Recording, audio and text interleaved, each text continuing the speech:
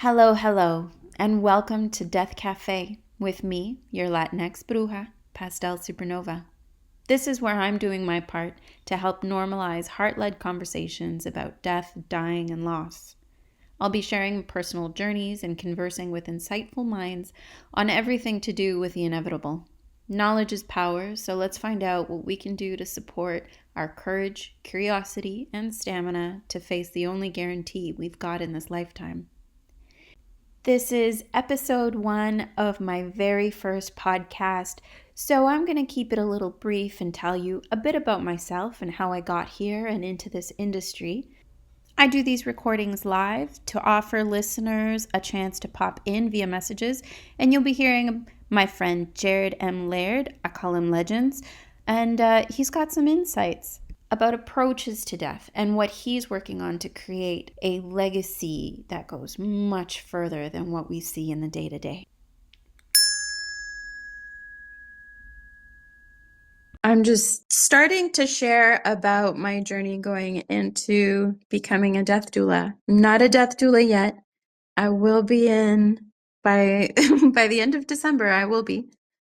And so I've been learning some really, really great information. But although I say it's not like heavy, it is heavy. It's very deep and important. And to be in a space where I'm with other, with a cohort of people who have gone through shit, seen shit, also sharing their experiences, it's a lot to process. And I find myself needing to just be somewhere to talk it out and talk it through, because as much as I'm not a death doula yet, the journey has definitely begun, and I've been feeling all kinds of ways. And in the meantime, I can just tell you how I got here, which has a few different answers depending how far back you want to go. But as a trained dancer, I've been in film, television, and theater my whole life. And come COVID, when the lockdown hit, I had no work. I had no my whole spiritual self is celebrated through art and dance, specifically for me, through performance and choreography and production, and all of that was shut down. So I had to figure out how to how to continue healing and being a regulated human. Even death aside, we have a lot of unprocessed grief that needs to be talked about. And that made me realize I needed to investigate death, dying, and loss more. I had a lot of unprocessed grief. And when that lockdown hit, I had nothing but time. I was in a house by myself for many, many months, leading up to 2.5 years with my cat. And, someone told me a long time ago, grief is patient and will wait till you're ready. And I guess I opened the door and grief was like, cool, let's talk. Let's get into this. So things started to happen where I, realized that although my mother had passed before the COVID lockdown, I thought I was dealing with it. I thought I had it in order. And then I realized I didn't. What started happening was plants started growing out of existing pots that I had. So, I had my plants, and then other people started to, or other plants started to sprout up. And my mom had this habit of sticking seeds into the earth. Anytime we finished a meal, like she'd stick an avocado seed or a mango seed or whatever into whatever dirt I had around, and I have a lot of plants. So all these plants started sprouting, and they started sprouting after she died. Like something that didn't sound realistic. It was pretty magical. It started to pop up. And so I knew that I had to recognize her and walk this journey with her. And so, I did the grieving, I did the crying, I practiced old traditions. Like I said, I'm a bruja. So I have a lot of ceremony that helps hold me when I'm down. And so I practiced, and the more I practiced, the more dreams and messages I got. I started to see visions of La Llorona. This story, it's a very old story, originates from Mexico, where a woman falls in love with this dude. All of the details change depending on who you get the story from, but they have this beautiful relationship. They have children, and he ends up leaving her without any warning. Turns out that he goes and gets married somewhere. The children, they're walking with her along the water when she finds out, and she gets in this crazy rage state and she drowns them. And then she dies. And her name is La Llorona because she's crying. She's always crying. So she's known as this woman that walks by the water, and people, have to be mindful of their children in certain waters where she's seen, because she will take her kids. She thinks they're hers and she takes them and she drowns them. And she's just in this crazy state. So she started to show up in my dreams, and so did Santa Muerte, which is another deity who, imagine the Grim Reaper, but in female form. And they started appearing to me. I had never venerated them. I had never thought to. And they started saying, come find me. We have things to tell you. And a lot of, death related deities started to show up in my life, in my dreams, in my thoughts and meditations. And so I had to start honoring them and listening to them. And as that happened, the grief that I thought I had dealt with or didn't even know I had about other things in my life started to, pop up. So started to get to know these deities while working on my healing, and realized it's a very lonely journey in North America, because we shy away from death, pain, grieving. People don't know what to say to each other. People want to fix things. They don't want to give you the space to be sad. They just think that they must do something about it, which essentially shuts the grieving people up, which is why we have so much disenfranchised grief. But anyway, I'm seeing legends here, and I just want to pause this story for a second to say, what's up? Thanks for tuning in. Oh, I see you have a message. Hey, Pastel, great to see you. And I've always sort of been comfortable with the conversation of death because as a young man, when I was like 6, I started questioning mortality and life and why am I here and that whole big picture situation. And I've always been comfortable with talking about death and viewing it from just a neutral place, because it is part of life, right? It's always a part of life. It's always a part of what we go through as people. So it's something that's always sort of intrigued me, and I've never shied away from it. Not until recently did I realize I'm really comfortable talking about it, because a lot of people don't look at the totality of what their life will be. You know what I'm saying? They just kind of go on and get on, and I want to dig deeper and see, what's the purpose in that, and why am I so comfortable with talking about it, and just things like that. But yeah. It's important, and I think it's good that you're comfortable talking about it. It's so refreshing to hear, because a lot of people really don't. They want it on a practical way. Sure, everybody can, agree that we're all gonna die. We don't get out of here any other way. But what does that mean for them? How do they process that on a real way? Like, do you actually think about it? Unless you have experience with it, I feel like perhaps you don't think about it too much. That is certainly what happened to me. And it seems to be the way once I started grieving and realized that the people around me just didn't know what the fuck to do. It made me realize that they didn't know either. And, also this North American culture on top of wanting to, every lie and say everything is pleasant and sell the idea that we just want to chase happiness, which is not a thing.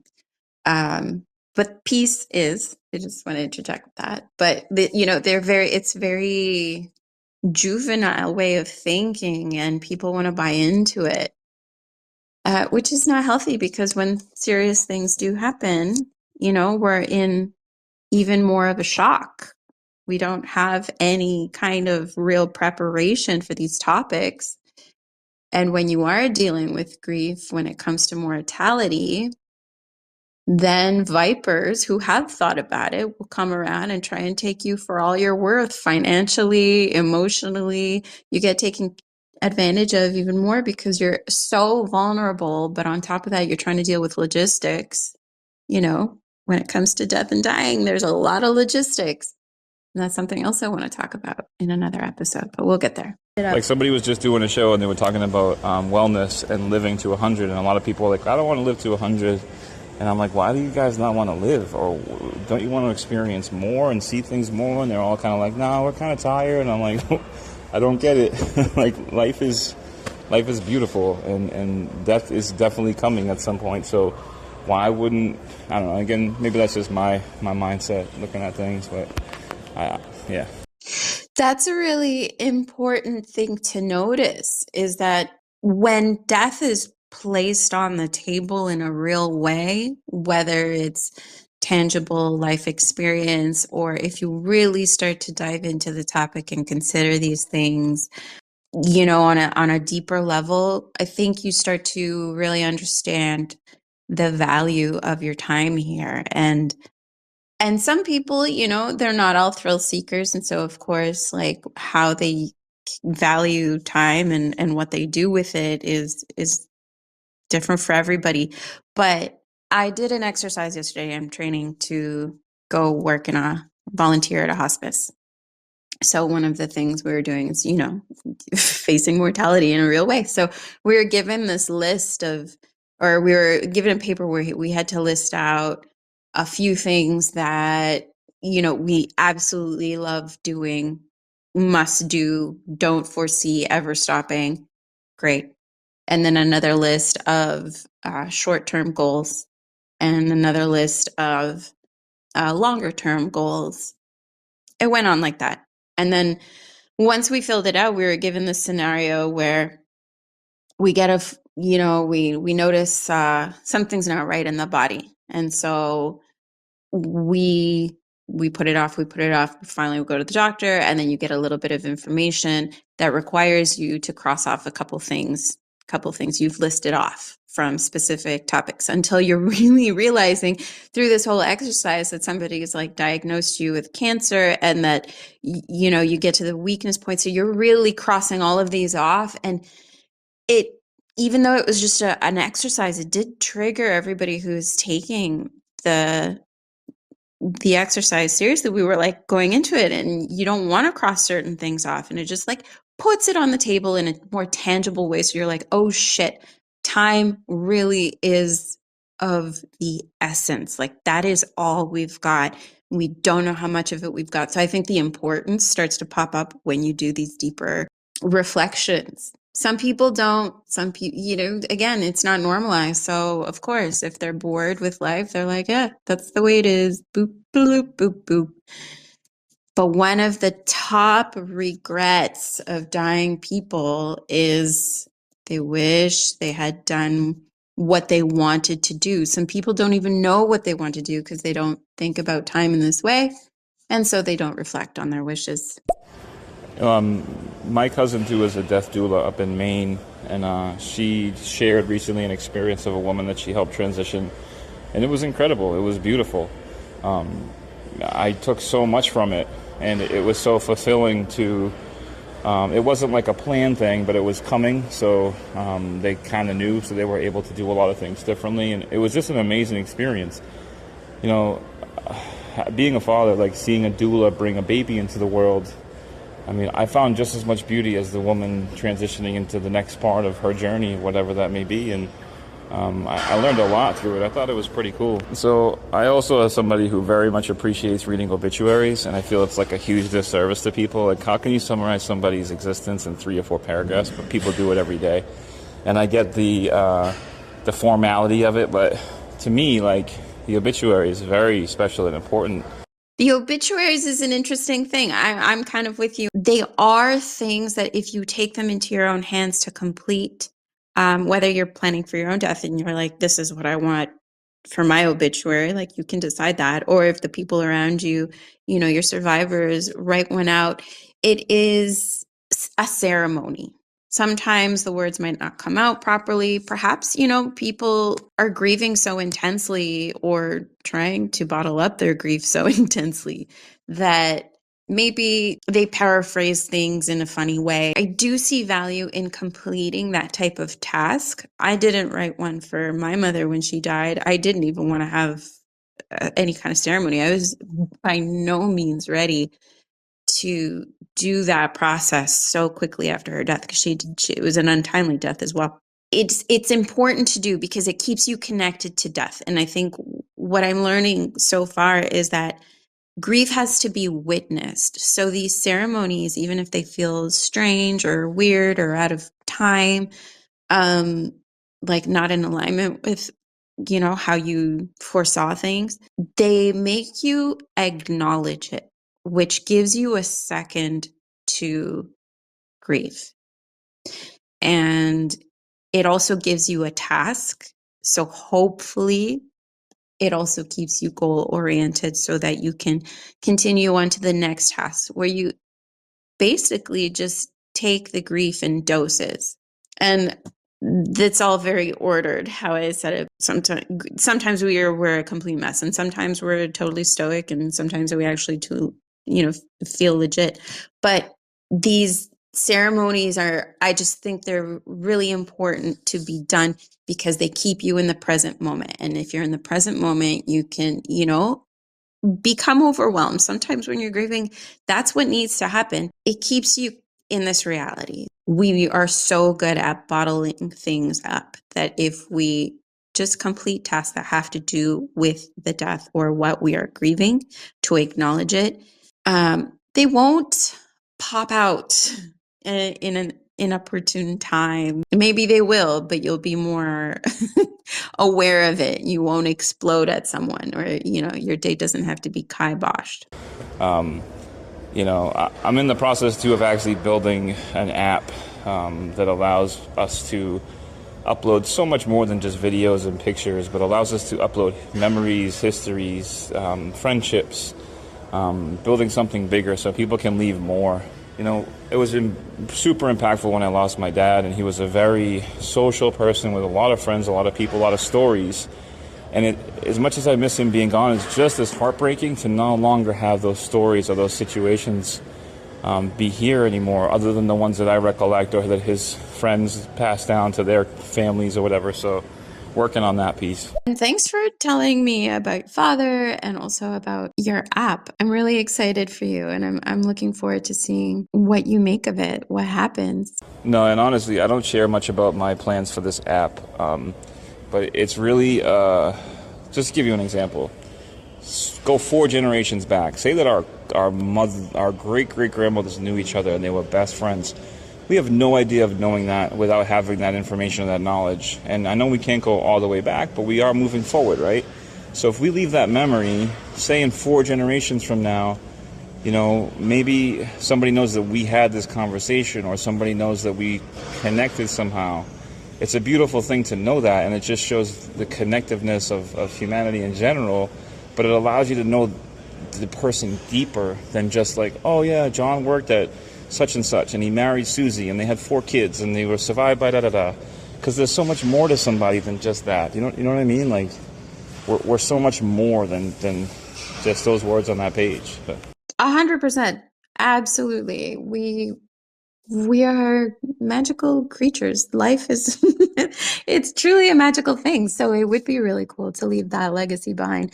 And I think what's really incredible is that you would be taking your life into your hands. You're writing your legacy out. A lot of times we don't take the opportunity in life to share what actually matters to us with other people. We're busy living the logistics of life and, get caught up in smaller things and pettier things, or perhaps the other person that we want to share with isn't available in a specific way. So it would be great to have that. And then the future can listen when they are ready to hear. And it would be great, for anybody who's really wanting to get into their life, if you write out your story, and I say write out in terms of this app, like you leave all the information you want to leave.